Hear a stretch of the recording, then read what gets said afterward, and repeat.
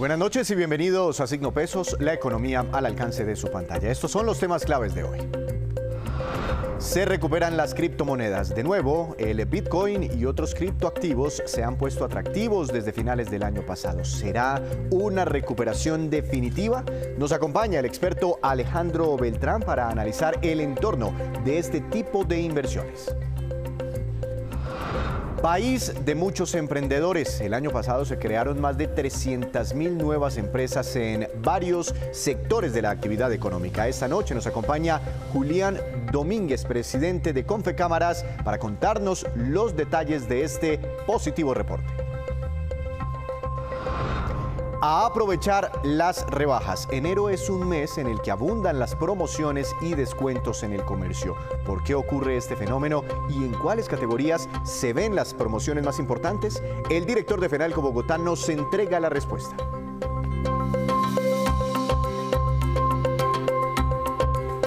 Comenzamos esta emisión de Signo Pesos hablando de las criptomonedas y de la recuperación que muchas de ellas están teniendo en su precio desde hace algunas semanas. Para analizar el tema quiero saludar a un experto, doctor Alejandro Beltrán, gerente de Buda.com. Buenas noches, bienvenido a Signo Pesos, ¿cómo le ha ido?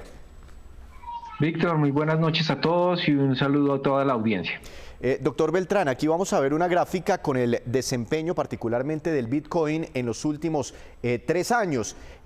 Una subida muy fuerte, ¿no? Estamos en marzo de 2020, más o menos cuando llega la pandemia, $5.340 por Bitcoin. Después se trepa hasta una cifra histórica que se acerca a los $70.000 por Bitcoin. Eso fue en noviembre del año pasado y desde ahí comenzó una caída muy fuerte hasta los precios que estamos observando hoy en día, $23.000 más o menos por Bitcoin en las últimas horas. Sin embargo, se ve un repunte pequeño en las últimas semanas. Eso da esperanzas sobre una eventual recuperación en el precio de esta que es la criptomoneda más importante a nivel mundial, ojalá para que se acerque otra vez, no sé, a $40.000, $50.000. Bueno, en la industria hemos visto que el precio de Bitcoin ha tenido una historia que no es nueva en este caso. Las caídas de Bitcoin casi que son marcadas por ciclos en donde matemáticamente Bitcoin ya tiene auges económicos previos a un fenómeno o a una regla que hay en el protocolo que se llama la regla del halving. Y el halving consiste en la reducción de la recompensa que recibe un minero Bitcoin por validar y agrupar transacciones. El minero es el guardián de la red y quien se encarga de que se procese y se garantice la seguridad del protocolo de Bitcoin. Y esta reducción se da cada 4 años o más exactamente cada 210.000 bloques minados o procesados. En ese sentido, pues lo que hace Bitcoin básicamente es tener ciclos alcistas muy pronunciados y a su vez, obviamente, llega un ciclo bajista. 2020 y 2021, como ustedes bien evidenciaron, tuvo un auge alcista en su precio y 2022 fue una corrección que también se incrementó por eventos externos, como por ejemplo las tasas de interés de los Estados Unidos en subida por la alta inflación, la incertidumbre económica, que de alguna forma hace que los inversionistas de muy corto plazo salgan de activos de riesgo y se refugien obviamente en activos de muy bajo riesgo. En esta otra gráfica que es compartida por Buda.com vemos eso, doctor Beltrán, los ciclos que ha tenido recientemente el Bitcoin. ¿Por qué no nos ayuda a entender un poco más esta imagen? Bueno, la imagen básicamente ilustra los ciclos que casi están programados en Bitcoin. Desde 2012, desde el primer halving que conocemos, esta regla técnica que reduce la recompensa, siempre hemos visto que los 2 años siguientes o el año siguiente comienza a generar un auge alcista en su precio y luego se comienza obviamente a hacer correcciones propias del mercado ajustándose a su precio natural. ¿Y qué ocurre? Para hacerles una analogía al proceso, básicamente es como el fenómeno que existe en el periodo ex dividendo de las acciones, obviamente a mucha más gran escala. La gente, cuando sabe que de alguna forma se va a disminuir la oferta circulante de Bitcoin, lo que hace es acumular previamente y cuando ya ocurre ese fenómeno, ocurre una alza en el precio y una pequeña corrección que hace que después en el largo plazo comience de alguna forma a recuperar esa senda alcista. Creemos que para 2023, pues obviamente ya los efectos de lo que pasó en 2022 con todas las caídas de FTX, con todo lo que pasó con Celsius y la industria cripto en general, al igual que la incertidumbre económica, ya esté descontado en el valor mínimo de Bitcoin, que estuvo alrededor de los $16,000 y que hoy en el 2023 avanza con un crecimiento en este mes de más del 23%. Doctor Beltrán, aquí hay otra gráfica precisamente donde se explica cómo incidieron ciertos fundamentales, ciertas noticias sobre la cotización de Bitcoin. Vemos unos puntos de color azul, otros de color rojo. ¿Qué significa y cuáles fueron los detonantes más importantes para la fluctuación del Bitcoin o cuáles han sido en los últimos tiempos? Bueno, en las gráficas vemos cuáles son los eventos externos que han podido influir en el corto plazo en Bitcoin, como lo es, por ejemplo, la decisión de la Reserva Federal de los Estados Unidos de comenzar a subir tasas en vista de los efectos externos y los efectos inflacionarios que provocó la pandemia y obviamente en la gráfica como lo ilustra, la guerra de Rusia y Ucrania, que comienza a escasear productos y eso genera un shock de oferta en la economía. Entonces, lo que hace el sistema en general, obviamente ya Bitcoin institucionalizado, porque hay gobiernos, grandes inversores como BlackRock, que hoy en día anuncia más de $15,000 millones de inversión en Bitcoin para los próximos años, lo que hace el efecto de corto plazo es que la gente se resguarda en activos seguros y Bitcoin, al igual que las acciones o los fondos de cobertura, generan, digamos, espectros de riesgo que la gente se quiere salir. Y están los eventos propios de la industria que hacen que se acentúe o se incremente mucho más la caída en los precios. Por ejemplo, los casos de Terra Luna, esta stablecoin algorítmica que no pudo soportar o no pudo sostener su tesis de respaldo de activos y se declara en bancarrota. Lo mismo los fondos de cobertura como Three Arrows Capital y su fondo subyacente que realmente se declaran en bancarrota. Celsius Network, este prestador de prestamista cripto también muy grande, se declara, y FTX, el gran escándalo que tuvimos en la industria cripto, también incrementa o acrecienta este ritmo de desaceleración y de crecimiento del mercado.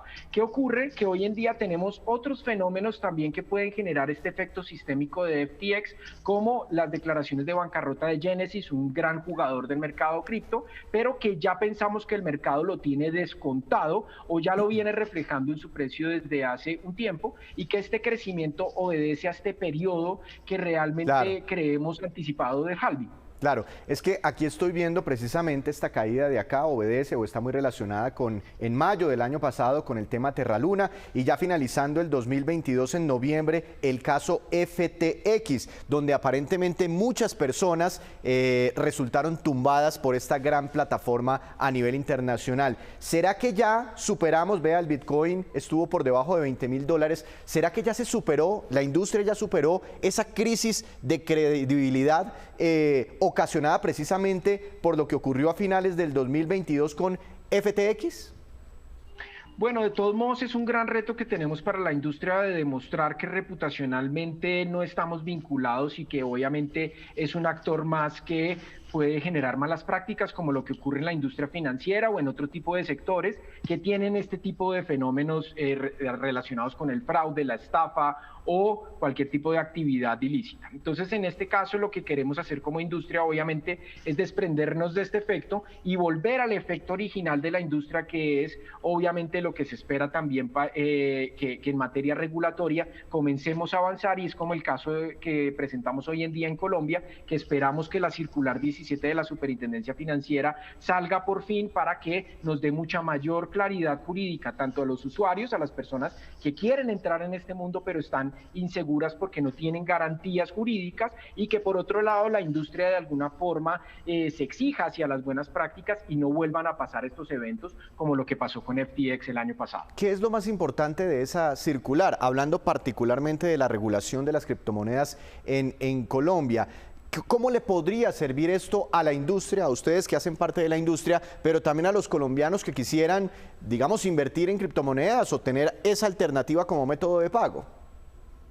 Bueno, básicamente la circular está inspirada en el proyecto piloto que lanzó la Superintendencia Financiera en septiembre de 2020 y básicamente lo que quiere es plantear los requerimientos mínimos que deben tener las entidades bancarias o financieras vigiladas para aceptar una relación comercial o abrir un producto financiero a una empresa de la industria cripto.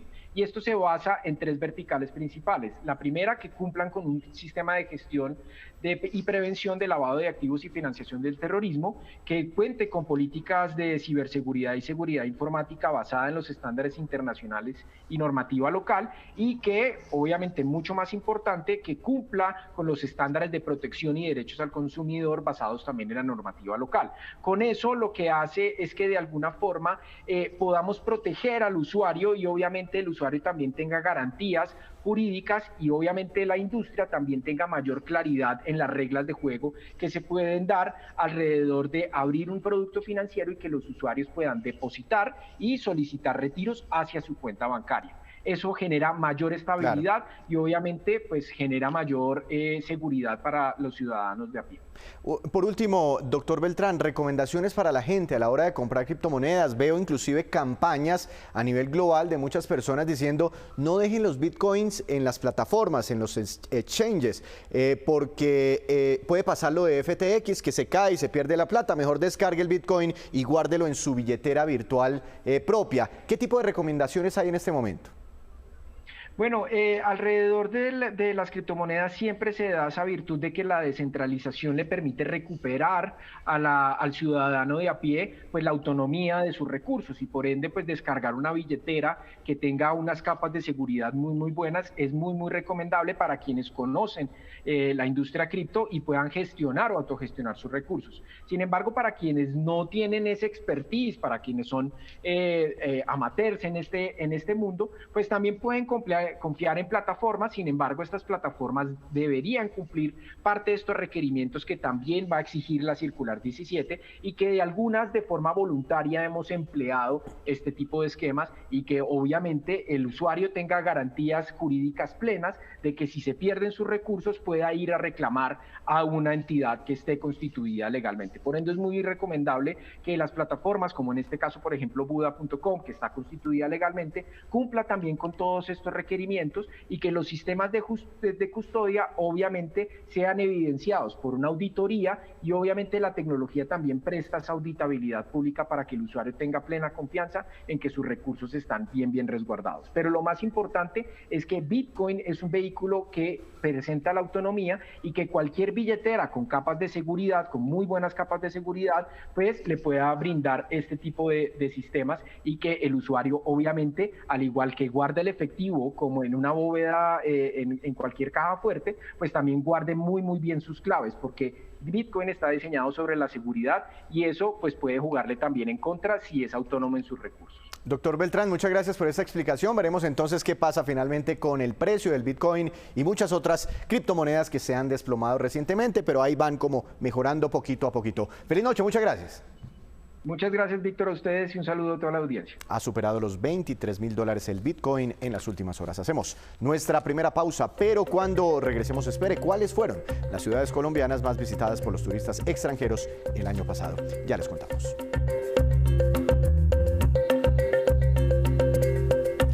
Regresamos a Signo Pesos. 2022 aparentemente fue un año para muchos sectores de la economía bueno y eso se vio reflejado en el ánimo de muchas personas para crear nuevas compañías, nuevas empresas. Para hablar del tema, quiero saludar al doctor Julián Domínguez. Él es el presidente de Confecámaras. Doctor Domínguez, buenas noches y bienvenido a Signo Pesos nuevamente. ¿Cómo le ha ido?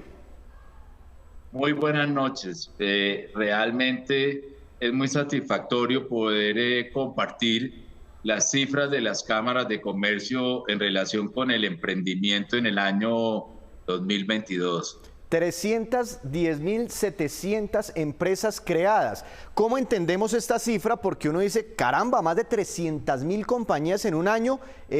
Aquí hay compañías de qué tipo, grandes, pequeñas, no sé, compañías que crean 2, 3 personas. Explíquenos en detalle qué significa este dato.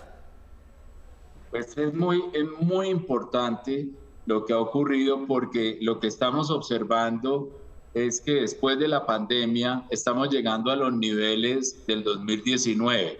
En el 2019 se habían creado 309.000 empresas y ahora estamos reportando 310.731, lo que significa que ya estamos superando el 2019 después del bache que significó el 2020 y el 2021. Por otro lado, es muy importante que el crecimiento de las sociedades creadas fue el 3,5%, es decir, un crecimiento positivo en primer lugar. Hay que entender que las sociedades que se crean tienen una condición de formalidad y de tamaño superior a las personas naturales.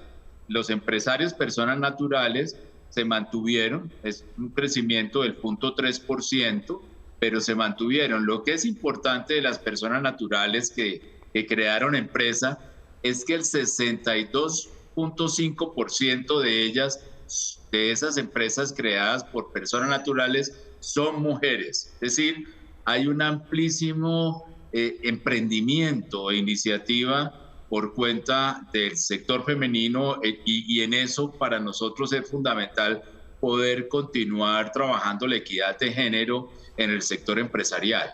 ¿Hay algún beneficio o alguna explicación que esté detrás de esta cifra? Dentro de las unidades productivas de personas naturales, más del 60% son de mujeres. ¿Sabe cuál es la explicación?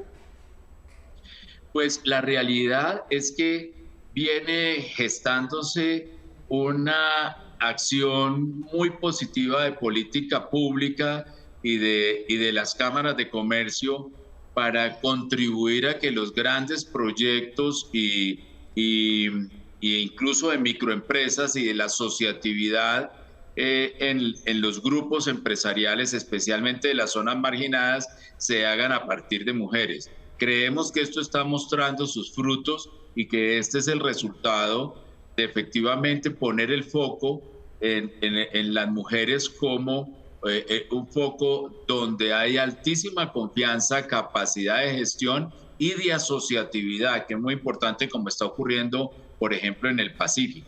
Claro, veo estos sectores: comercio, reparación de vehículos, alojamiento, también los servicios de comida, la industria manufacturera. ¿Estos son los sectores donde más se están creando nuevas empresas en nuestro país? Sí, sin duda hay un dato significativo que es la de reparación de vehículos. Nosotros estamos viendo que el mercado del usado de vehículos está llevando a que las personas acudan más a los servicios de reparación automotriz o de mantenimiento. Y eso está generando también un sector muy importante de dinámica en este tema de los servicios, que no es usual en otros países. Nosotros tenemos una connotación muy especial de cuidado del vehículo, que es como parte del patrimonio familiar, y la circunstancia de que el año pasado pues hubo dificultades para traer vehículos nuevos al país, hizo que se preservara mejor ese bien del patrimonio familiar. Pero por supuesto, el tema de alimentos es de suyo muy importante en un año, digamos, donde tuvimos una inflación alta. El poder lograr mantener el flujo y la distribución de alimentos, pero al mismo tiempo la preparación de alimentos, es decir, toda la cadena de los productos en su estado natural, pero también de transformación a través de los temas de restaurantes y servicios de comida. Hay allí una recuperación importante en materia de emprendimiento. Doctor Domínguez, aquí estoy viendo dentro de esa cifra global de más de 300.000 unidades productivas creadas el año pasado, veo que más del 99%, casi todas, ¿no?, son microempresas. Las pequeñas representan el 0,37% y las medianas y grandes empresas apenas el 0,03%. ¿Qué papel están jugando hoy en día las pequeñas unidades productivas en la economía, en el tejido empresarial del país y en la generación de puestos de trabajo? Bueno, en primer lugar hay que entender que es eso parte de un estadio de desarrollo, es decir, la mayoría de las empresas se crean como emprendimientos pequeños, no se crean como grandes empresas. Esa es la circunstancia de que hay empresas en su gran mayoría pequeñas, pero también responde al tejido empresarial colombiano, donde pues más del 91% son microempresas. Lo que estamos trabajando es por lo que denominamos la movilidad empresarial, es decir, lograr que estas empresas pequeñas o micros pasen a ser medianas y las medianas a grandes. Y en eso de la movilidad empresarial estamos entregando cifras muy satisfactorias donde muestran que efectivamente las empresas a lo largo de su historia están creciendo en activos y en patrimonio. En ese sentido, todas nuestras acciones están también procurando evitar, por un lado, la mortalidad empresarial, pero por otro lado, la posibilidad de que haya movilidad. La movilidad empresarial entraña la movilidad social, dado que en buena parte de estos microemprendimientos son de personas naturales. El hecho de que un empresario que ejerce su actividad como individuo progrese implica un gran progreso de carácter social para él y para su familia. Alguna vez le comentaba yo estas cifras a alguien y me decía, sí, siempre son muy positivas, de hecho hay que celebrarlas, hay que festejarlas, 300.000 unidades en un año, pero revise esa misma cifra en 4 o 5 años y mire qué tantas empresas permanecen abiertas. Me imagino que esto hace referencia a lo que usted ha llamado la mortalidad empresarial. ¿Están perdurando en el tiempo estas compañías? Están perdurando más que en el pasado. Esto es muy importante entenderlo así, porque de otra manera lo que estaríamos era condenados a tener un gran cementerio de empresas y no unas grandes salas de incubación y de nacimiento de empresas. Y la realidad es que el hecho de que traigamos cohortes de crecimiento de empresas, es decir, generaciones de empresas por encima de 300.000 al año, pues implica una dinámica empresarial importante. Nosotros estamos por debajo en materia de supervivencia empresarial del promedio de la OCDE. Digamos, de cada 10 empresas que se crean en Colombia, 4 sobreviven al cabo de 5 años, mientras que en la OCDE lo hacen 6 empresas. El tema de desaparición de las empresas no es un estigma por sí mismo, sino parte del sistema de emprendimiento que implica que algunas sobreviven, logran que su negocio tenga éxito y otras no. Pero sí estamos por debajo del promedio de los países de la OCDE e incluso por debajo de algunos países como México y Chile. Pues eso, de hecho, hace parte del mundo del emprendimiento, ¿no? Fracasar varias veces antes de llegar a ser muy exitoso, hace parte de todo ese aprendizaje. Doctor Domínguez, una última pregunta. Los analistas nos han pintado un año bastante difícil, bastante desafiante por la inflación, las altas tasas de interés, la desaceleración de la economía. ¿Cómo cree usted que esto va a impactar a la generación de nuevas empresas en nuestro país y en términos generales al empresariado colombiano? Colombia es uno de los países con más alto emprendimiento del mundo, reconocido por este índice que se llama el GEA, que es un índice de emprendimiento que compara distintos países. Lo que uno ve es que en etapas de crisis la gente migra de ser empleado a tener un emprendimiento. Y esto es muy importante porque el colombiano es muy recursivo y tiene una capacidad de buscar alternativas que es realmente impresionante. Es una resiliencia que tiene el colombiano en donde migra, para ponerlo en esos términos, del desempleo al emprendimiento, con mucho éxito, en ocasiones con oportunidades muy grandes. Lo hemos visto, por ejemplo, en el tema de servicios tecnológicos, donde personas que eran parte de empresas, de plataformas tecnológicas, por ejemplo, de compra y venta de productos o de atención de tecnologías para despachos a domicilio, han creado nuevos emprendimientos cuando han quedado cesantes en estos otros emprendimientos empresariales y con mucho éxito. Pues doctor Domínguez, muchas gracias por habernos explicado estas cifras y esperamos que de corazón sea un buen año en medio de las dificultades para los empresarios y emprendedores colombianos. Feliz noche, gracias por estar aquí. Requerimos más optimismo y creer en nosotros, que es la clave del desarrollo empresarial. Muchas gracias. A usted, Julián Domínguez, presidente de Confecámaras, esta noche aquí en Signo Pesos. Hacemos otra breve pausa, pero ya les contaremos sobre las ayudas económicas entregadas por el Banco Mundial al sector de la salud en América Latina. Ya volvemos. Regresamos, estamos de vuelta aquí en Signo Pesos con esta que es la cifra económica del día. Es bastante grande, 3.900 millones de dólares, y corresponde a los aportes que ha realizado el Banco Mundial al sector de la salud en América Latina únicamente. Este reporte incluye ayudas desde inicios de la pandemia del COVID-19 en marzo del año 2020. Entre los países de la región más beneficiados figuran Colombia, Chile, Argentina, Honduras y República Dominicana. Y las rebajas de enero están salvando a muchos comerciantes. De eso nos habla Juan Esteban Orrego, director de FENALCO Bogotá y Cundinamarca. Veamos. Enero es el mes de las promociones, de las oportunidades que se dan en el comercio, donde hay una gran cantidad de ofertas buscando rotar inventarios, muchas de las cosas que se quedaron en el mes de diciembre, y en situaciones como la que hoy vivimos con esta inflación es más que oportuno para que la gente pueda hacer sus compras y hacer rendir su dinero en una situación que está, digamos, de fiesta o de gran oportunidad para todos. A ver, en general vemos que 6 de cada 10 establecimientos comerciales están con promociones, pero todo lo que tiene que ver con vestuario, calzado, inclusive temporada escolar, y hay promociones aún en artículos de temporada escolar. Y escuchen esto, parece increíble, pero es cierto. El municipio de El Retiro, en el departamento de Antioquia, es quizás el único municipio del país que inicia este año sin deudas, sin déficit. De ese logro y de otros avances en la comunidad nos habla su alcalde, Nolber Bedoya. Estamos entregando las obras a las que nos comprometimos. El parque principal, Santander, la Casa de la Mujer, la Casa para Personas con Discapacidad, el Centro de Desarrollo Infantil. Pero dos grandes noticias. Primero, el recaudo y gracias a la cultura de pago de los guarceños, en ingresos corrientes de libre destinación, 57.043 millones de pesos fueron recaudados en el año 2022, lo cual catapulta al municipio del Retiro a un municipio de segunda categoría, que tiene grandes ventajas.